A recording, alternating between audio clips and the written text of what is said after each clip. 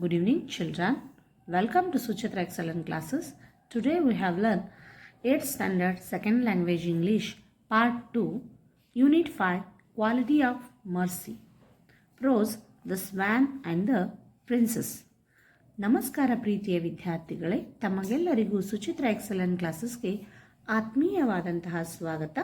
ಇವತ್ತಿನ ದಿನ ನಾವು 8ನೆಯ ತರಗತಿಯ ದ್ವಿತೀಯ ಭಾಷೆಯಾಗಿರುವಂತಹ ಇಂಗ್ಲಿಷ್ ವಿಷಯದಲ್ಲಿನ ಭಾಗ 2ರಲ್ಲಿ ಬರುವಂತಹ ಯೂನಿಟ್ 5 ಪಾಠ 5 ಕ್ವಾಲಿಟಿ ಆಫ್ ಮರ್ಸಿ.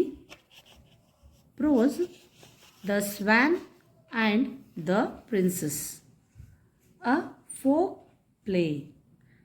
ಈ ಪಾಠದ ನಂತರದಲ್ಲಿ ಬರ್ತಕ್ಕಂಥ ಈ ಪಾಠದಲ್ಲಿ ಬರ್ತಕ್ಕಂಥ C1, C2, C3 ಎಲ್ಲ ಪ್ರಶ್ನೆಗಳಿಗೆ ಉತ್ತರಗಳನ್ನು ಈ ಒಂದು ವಿಡಿಯೋದಲ್ಲಿ ಇವತ್ತಿನ ದಿನ ನಾವು ತಿಳಿದುಕೊಳ್ಳೋಣ.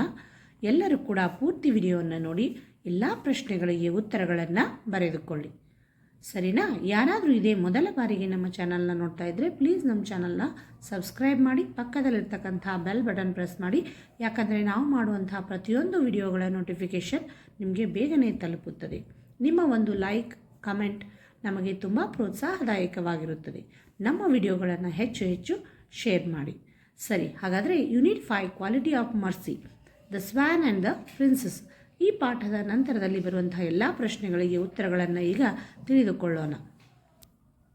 C1. Answer the following questions and share your responses with your partner. C1ನಲ್ಲಿ ಬರ್ತಕ್ಕಂಥ 7 ಪ್ರಶ್ನೆಗಳಿಗೆ ಉತ್ತರಗಳನ್ನು ನೋಡೋಣ. ನಂತರದಲ್ಲಿ C2, C3 ಇವುಗಳಿಗೆ ಪ್ರಶ್ನೆಗಳಿಗೆ ಉತ್ತರಗಳನ್ನು ಒಂದೊಂದಾಗಿ ತಿಳಿಯುತ್ತಾ ಹೋಗೋಣ. ಮೊದಲನೆಯ ಪ್ರಶ್ನೆ, what was the complaint of Devadatta against prince Siddhartha? ನೋಡಿ, ಆನ್ಸರ್ಗಳನ್ನು ಈಗ ಹೇಳ್ತಾ ಹೋಗ್ತೇನೆ.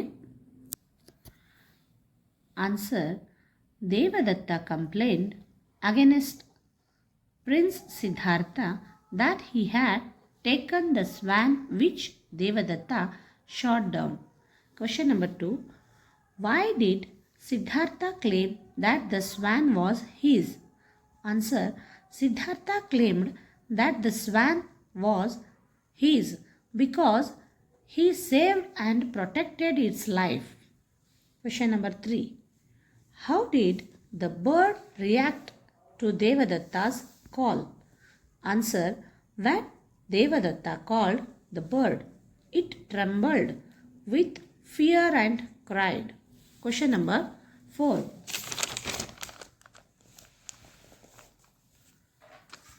What did Siddhartha say to the swan? What did the bird do? Answer. Siddhartha said, "Dear swan, don't be afraid. He had come to it and it can go and sit on his arms." The swan at once flew into Siddhartha's arms. Question number 5.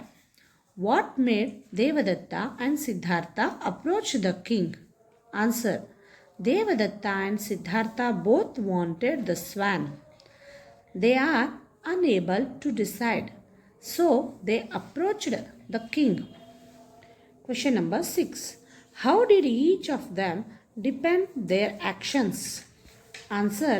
Devadatta claimed that he had shot the bird, so it belonged to him, and Siddhartha claimed it because he has saved and protected its life. Question number 7.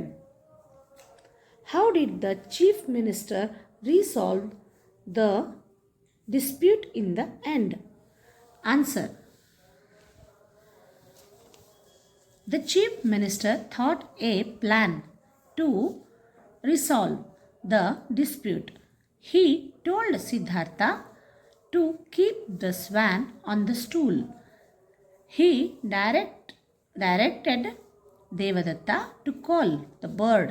When Devadatta called the swan, the bird trembled and cried with fear. Then Devadatta came back. Next, Siddhartha called the bird lovingly. It came and sat on his arms. The swan itself decided the dispute. All agreed and were pleased. The swan now belonged to Siddhartha. ಇಲ್ಲಿಗೆ C1ನಲ್ಲಿ ಬರುವಂತಹ 7 ಪ್ರಶ್ನೆಗಳಿಗೆ ಉತ್ತರಗಳನ್ನು ಈಗ ನೋಡಿದ್ದೇವೆ. ಇನ್ನು C2ದಲ್ಲಿ ಬರ್ತಕ್ಕಂಥ ಪ್ರಶ್ನೆಯನ್ನು ನೋಡೋಣ. C2. Put the following events in the order in which they occur in the play and write them in a paragraph. ನೋಡಿ, ಇಲ್ಲಿ ಕೊಟ್ಟಿರ್ತಕ್ಕಂತಹ ಸೆಂಟೆನ್ಸ್ಗಳನ್ನು ನಾವೇನು ಮಾಡಬೇಕಂದ್ರೆ ಪ್ಯಾರಾಗ್ರಾಫ್ ರೂಪದಲ್ಲಿ ಸರಿಯಾಗಿ ಏನು ಮಾಡಬೇಕು, ಅದನ್ನು ಬರಿಬೇಕು ಅಂತ ಇಲ್ಲಿ ಹೇಳಲಾಗಿದೆ. ಈಗ ಈ 6 ವಾಕ್ಯಗಳನ್ನು ಪ್ಯಾರಾಗ್ರಾಫ್ನಲ್ಲಿ ನಾನು ಬರೆದು ಹೇಳ್ತೀನಿ, ಎಲ್ಲರೂ ಕೂಡ ಅದನ್ನು. C2.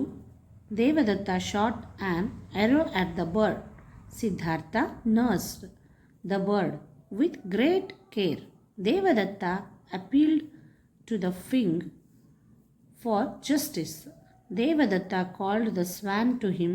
Siddhartha called the swan lovingly. The swan flew onto Siddhartha's arms. Next, C3. C3.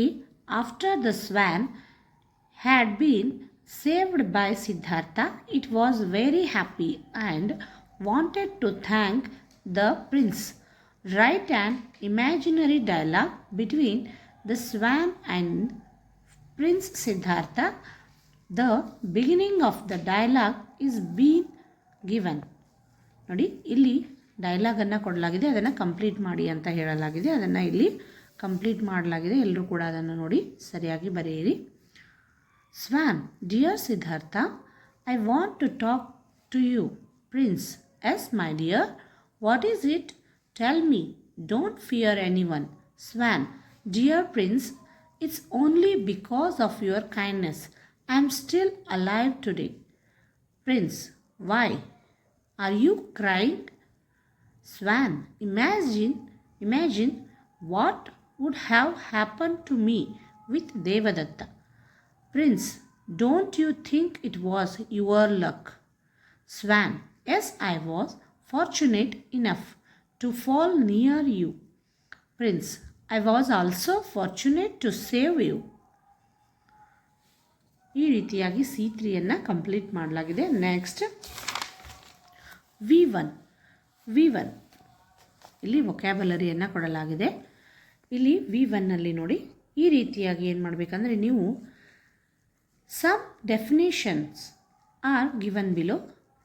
Substitute each of them with a single word using the prefix given above. One example is done for you. One's own signature is autograph. Place of living organisms, biosphere. More than one purpose, multi-purpose. Effective against bacteria, antibiotic. Half of the Earth's surface, hemisphere. True, not fiction. Non-fiction. Between nations, international. To wash before, pre-wash. Very small, not visible to the naked eye, microscopic. ಅರ್ಥ ಆಯ್ತಾ? ಈ ರೀತಿಯಾಗಿ V1ನಲ್ಲಿ ಬರ್ತಕ್ಕಂತಹ prefix ಅನ್ನು ಸೇರಿಸಿ ಬರೆಯುವಂಥ ಒಂದು ಶಬ್ದಗಳನ್ನು ಇಲ್ಲಿ ಬರೆಯಲಾಗಿದೆ. ಎಲ್ಲರೂ ಕೂಡ ಅವುಗಳನ್ನ ಬರೆದುಕೊಳ್ಳಿ. ನೆಕ್ಸ್ಟ್ V2 ನೋಡಿ, V2 ಅಲ್ಲಿ the suffix full, us, why, mean like or full of. ಈ ರೀತಿಯಾಗಿ ಸಫಿಕ್ಸ್ಗಳನ್ನು ಅಂದರೆ ಶಬ್ದದ ನಂತರದಲ್ಲಿ ಬರ್ತಕ್ಕಂಥ ಒಂದು ವಾಯ್, ಫುಲ್ ಇವುಗಳನ್ನು ಸೇರಿಸಿ ಇಲ್ಲಿ ಬರೆಯಲಾಗಿದೆ. ಅವುಗಳನ್ನ ನೋಡಿ ಸರಿಯಾಗಿ ಬರೆದುಕೊಳ್ಳಿ. Uses a correct ending with the word below to complete the sentences. For example, Ashwin was awakened with a feeling of excitement. It was a excitement. Glorious day, not cloudy at all. ಇಲ್ಲಿ ಬ್ರ್ಯಾಕೆಟಲ್ಲಿ ಕೊಟ್ಟಿರ್ತಕ್ಕಂತಹ ಒಂದು ಶಬ್ದಕ್ಕೆ ನಾವೇನು ಮಾಡಬೇಕಂದ್ರೆ ಒಂದು ಸಫಿಕ್ಸನ್ನು ಸೇರಿಸಿ ಬರೀಬೇಕು ಅಂತ ಹೇಳಲಾಗಿದೆ. Cloudy, teacher, his teacher, mister Pradeep had A guest. Speaker on that morning, Mr. Anil Kumar. The speaker was the inventor of a machine and so was famous throughout the world by a continuous study of magnesium and its forces. He was able to develop a device to generate heat using the sun rays. V3. Add one letter and make a new word to mean the word given in brackets. Wonder, complain, strange, save, arms, belong. Next, V4.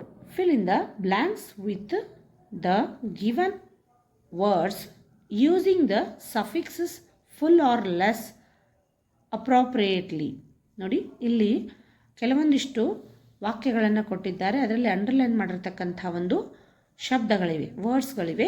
ಅವುಗಳಿಗೆ suffix, full R less ಇವುಗಳನ್ನು ಸರಿಯಾಗಿ ನಾವೇನು ಮಾಡಬೇಕು, ಅಲ್ಲಿ ಬರೆದು ಅವುಗಳಿಗೆ ಕೊಟ್ಟಿರ್ತಕ್ಕಂಥ ಶಬ್ದಕ್ಕೆ ಅಲ್ಲಿ ಫುಲ್ ಅಥವಾ ಲೆಸ್ ಇವುಗಳನ್ನ ಸೇರಿಸಿ ಆ ಒಂದು ಶಬ್ದ ಬರೆದಾಗ ಅರ್ಥಪೂರ್ಣ ವಾಕ್ಯ ಅಲ್ಲಿ ಆಗ್ತದೆ. ಅವುಗಳನ್ನ ಇಲ್ಲಿ ಬರೆಯಲಾಗಿದೆ. ಎಲ್ಲರೂ ಕೂಡ ಗಮನವಿಟ್ಟು ನೋಡಿ.